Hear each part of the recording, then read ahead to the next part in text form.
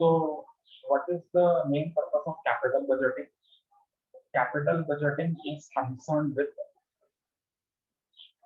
allocation of firm's resources among the available opportunities. So, main purpose of capital budgeting is what? Allocating the resources among the available opportunities. Okay, this is the main basic purpose of capital budgeting. Is you should properly allocate your resources among the different available opportunities. Okay, so basic logic or understanding is that you cannot allocate the resources in all the available opportunities. Okay, because there will be limitation of resources. So main thing is that you should allocate your resources in a proper, or you can say optimum manner, so that your wealth of the shareholder and profits is maximized. So two things you should take care of while allocating the resources. Your wealth, shareholders' wealth and profits should be maximized. So capital budgeting is concerned with what basic purpose of capital budgeting is allocating the firm's resources among the available opportunities. And capital budgeting is what process of determining which capital expenditure project should be accepted among various projects. Okay, so there will be different projects available for investment. So you should select the project. Which project will give you maximum returns? That is, your shareholders' wealth will be maximized and your profits will be maximized. You should select the proper project by using various techniques, capital budgeting techniques. Now, capital budgeting decision include which decision basically? It will basically involve capital expenditure decision, like whether you should purchase the fixed assets or not. Okay, whether you should do addition, expansion of your businesses. This decision it will be included in capital expenditure decision. Whether you should replace the fixed asset with another asset, research and development project. So these all are included in the capital budgeting decisions. Okay, so let us have a brief recap. What is the capital budgeting decision? Capital budgeting decision will be basically the capital allocation of the capital resources among the various available opportunities and determining which project you have to invest.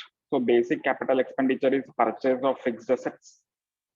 Okay, expenditure relating to addition, expansion, etc., and replacement of fixed assets. So these are the basic examples or some of the examples of capital expenditure or capital budgeting decisions.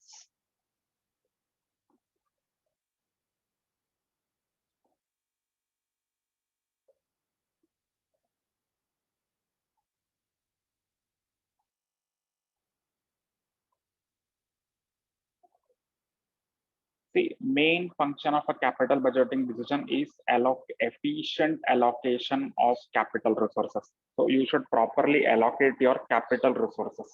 This is the main function of a crucial function of a financial management. So what is the main purpose or crucial function of a financial management in modern times is efficient allocation of the capital resources.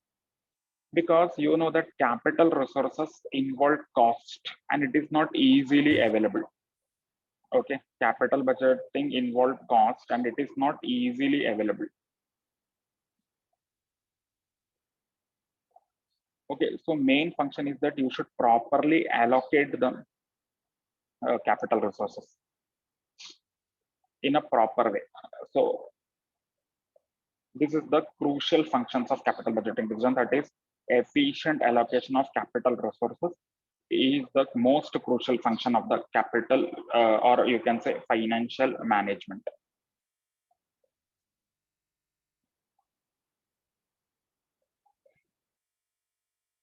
So what is capital budgeting decision? See, capital budgeting decision involves organizations' decisions to invest its resources in long-term assets like land, building, facilities, equipment, vehicle, etc. So these all are part of capital budgeting decisions. So all these assets are extremely important to the firm. In general, all the organizational profits are derived from the use of its capital investment. Very important because firm can generate the profit only by properly utilizing their capital investments. Okay, so it is very important that proper allocation of resources should be done in proper investment.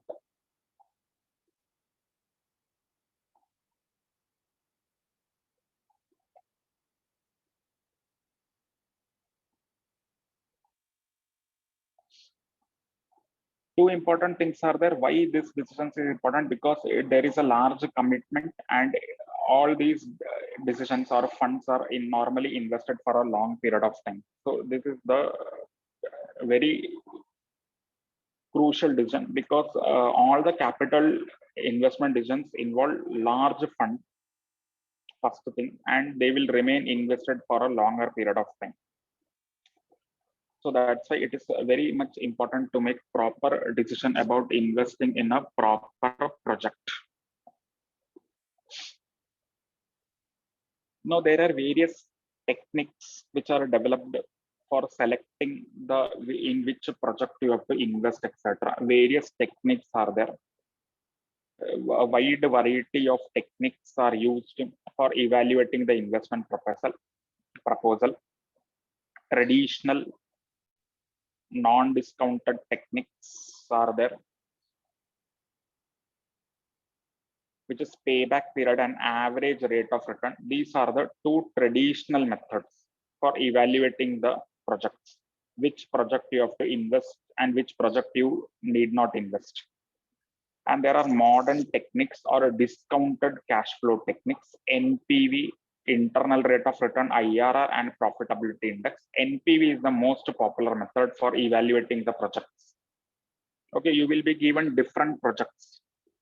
Out of that, which project you have to select so that your wealth, return, profits, etc. are maximized. So which project you will select, that technique are known as capital budgeting techniques. So you can broadly divide these techniques into two categories: traditional techniques and modern techniques. So traditional will be payback and average rate of return, and modern techniques are NPV, IRR, and PI, profitability index, or benefit cost ratio. Okay. All the methods, payback period, net present value, internal rate of return, profitability index, will do the analysis on base of cash flow after tax. Okay.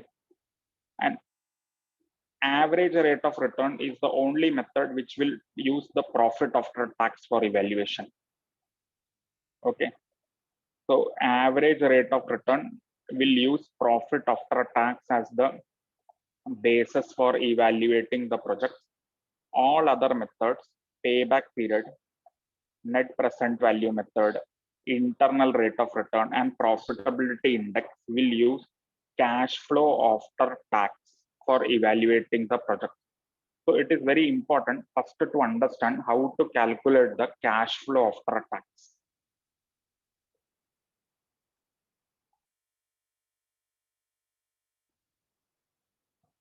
Okay, so how to calculate cash flow after tax, CFAT? We will take the base profit before tax and depreciation, PBTD or PBDT, profit before depreciation and tax, profit before tax and depreciation. From that, we will reduce the depreciation. Okay, so PBDT minus depreciation, you will get PBT, profit before tax. Okay, this you will get. Less tax if you will do, you will get the profit after tax. Then again, what we should do, we should add back the depreciation, same depreciation. We will get the CFAT, cash flow after tax. Understood how to calculate cash flow after tax? Take profit before tax and depreciation as the base, reduce the depreciation, you will get the profit before tax. Less tax, you will get profit after tax. Add back depreciation, you will get the cash flow after tax. Now, from a logic point of view, why we have reduced depreciation and again added back?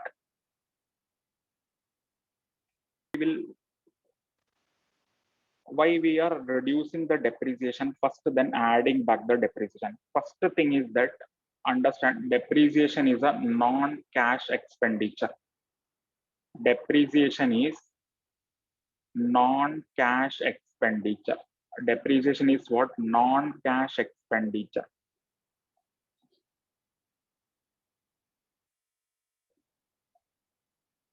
Okay, depreciation is a non-cash expenditure. First thing you have to understand that there is no cash flow involved in depreciation. So depreciation is just a charging of your assets cost on an yearly basis in the profit and loss account. So depreciation is not a cash expenditure. It is a non-cash expenditure. Okay. First thing you should understand that. And most important thing is depreciation is a tax deductible expenditure. Depreciation is tax deductible. Means you in Income Tax Act, you have studied profit and gains from business and profession topic. Profit and gains from business and profession, third head of your income. In that, depreciation is allowed as a deduction for computing the taxable income of an SSC. So depreciation is a tax deductible expenditure as per the Income Tax Act provision. That's why first what we will do, first we will reduce the depreciation, then we will get the profit before tax. On that we will calculate tax. Then we add back the depreciation so that we get the actual cash flow. Okay, first thing is that depreciation is a non-cash expenditure. Okay, so depreciation does not involve cash flow. Depreciation is reduced for finding out the taxable profit, because depreciation is a tax deductible expenditure, everybody know. Okay, because Income Tax Act gives the benefit of depreciation before calculating your taxable income. So first we will reduce the tax. First we will reduce the depreciation. We will get the profit before tax. On that profit before tax, we will calculate our tax. Then we will get the profit after tax. Okay. Now this is not your actual cash flow, because in this depreciation is included. No. Now we will again add back the depreciation so that we can get the cash flow, but that cash flow is after tax. That's why first we are reducing the depreciation and then we are adding back. Reason for this is the depreciation is a non-cash expenditure. And second important thing is that depreciation is a tax deductible expenditure.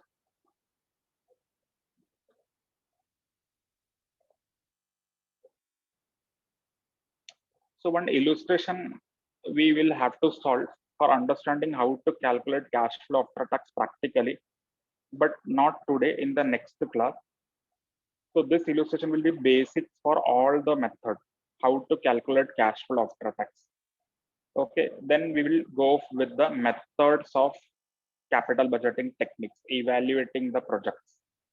Okay, so first, before going into the methods, we will take one illustration which will be useful for all the methods for calculating the cash flow after tax. That is how practically we can calculate the cash flow after tax, so that we can use this as a base for solving all the sums. Okay, so not today, we will not take, we will do this in next illustration. So for today, we are stopping here only. So I am assuming everybody is comfortable with whatever I've discussed today. Okay.